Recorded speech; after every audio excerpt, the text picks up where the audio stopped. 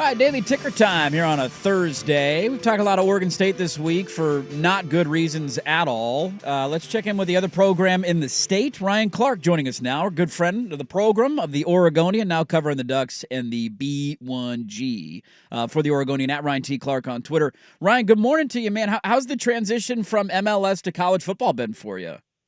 It's been good, coming off a little bit of vacation for me, getting back into spring practice now. It's been a lot of fun getting down to Eugene, getting to know some of the folks around the Oregon football program. It's probably nice to get a little bit of decent weather, too, to cover them. That helps a little bit when you're down there and driving to and from on I-5. What have been the biggest, top 3 or 4 storylines that you've been looking for that have been kind of standing out to you? Now that you're back around spring ball, the spring game is right around the corner. What are the things that are kind of jumping out to you as you cover the program right now?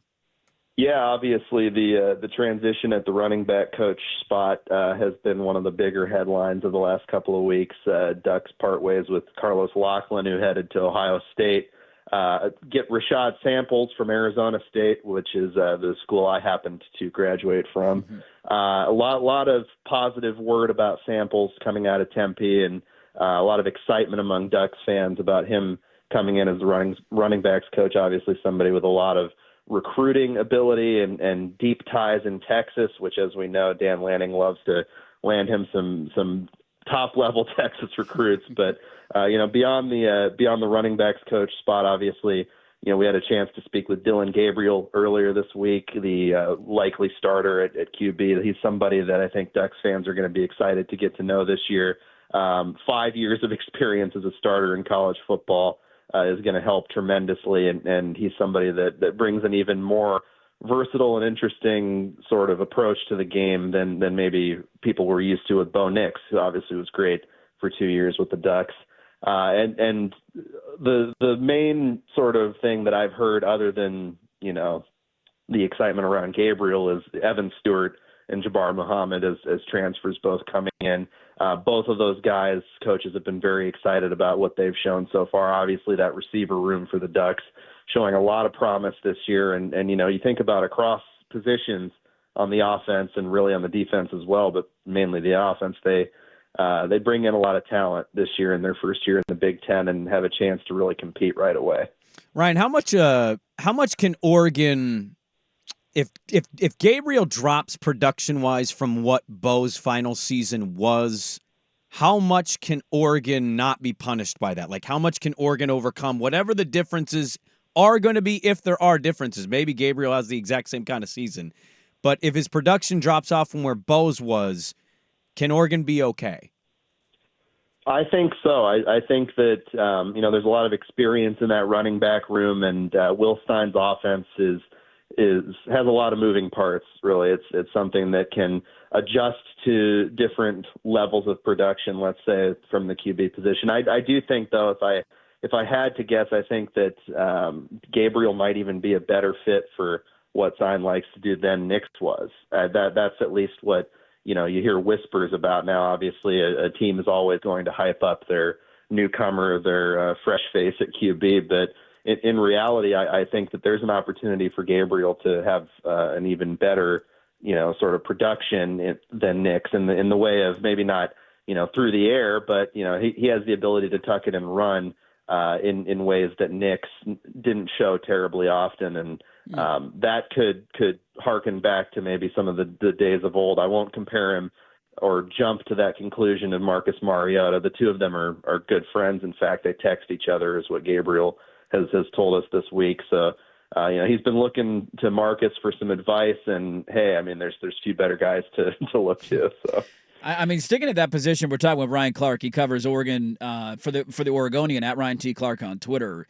What are they saying about the dynamic between him and Dante Moore? That was one move that I think surprised a lot of folks, and not only the Gabriel move, maybe not surprising, but then somebody like Dante Moore would come in and be willing to just kind of accept a back up role, if you will. How is that dynamic going? What's the relationship like? Just what are they saying about the quarterback room?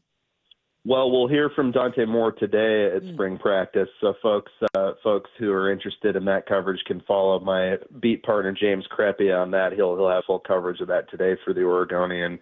But when we heard from folks around the program, they see it as an open competition. They're framing it as an open competition, but I mean, you bring a guy of Gabriel's caliber in, 5 years experience as a starter, you're expecting him to start, and I would imagine he is expecting to start. Now, that's not to say that Dante Moore isn't, one, going to have a chance to compete, and two, going to get opportunities to get on the field this season, right? You think about the talent on this Oregon team and their aspirations to contend for a national championship.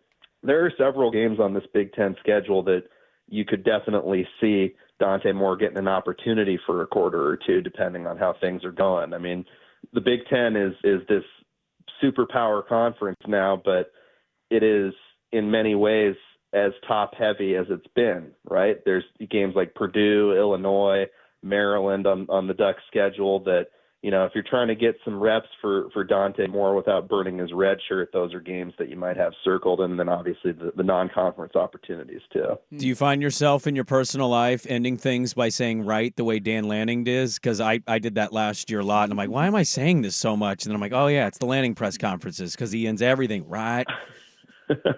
Yeah, I might find myself saying program a little bit more now, being around Dan than I used to. But yeah, it's funny. You pick up the cadences of the people you cover and you listen to them speak. It's definitely a thing for sure. You mentioned some of the guys they brought in, and we know how electric they can be. One of them we got to see up close and personal in Muhammad and what he meant to UW's defense, and I'm sure it's a pretty easy plug-and-play situation given the caliber of talent. I believe I saw yesterday, though, they have the 6th most returning players of teams in the B1G. So, you know, not the worst, but also there's a lot of other teams, Ohio State being one of them, that have far more experience coming back from a continuity standpoint. I know the portal changes all of this, so some of these guys might just be as simple as, hey, Gabriel's great in this offense, maybe even a little better than Bo Nix, and Muhammad will fill the cornerback spot just fine. Receivers will be great.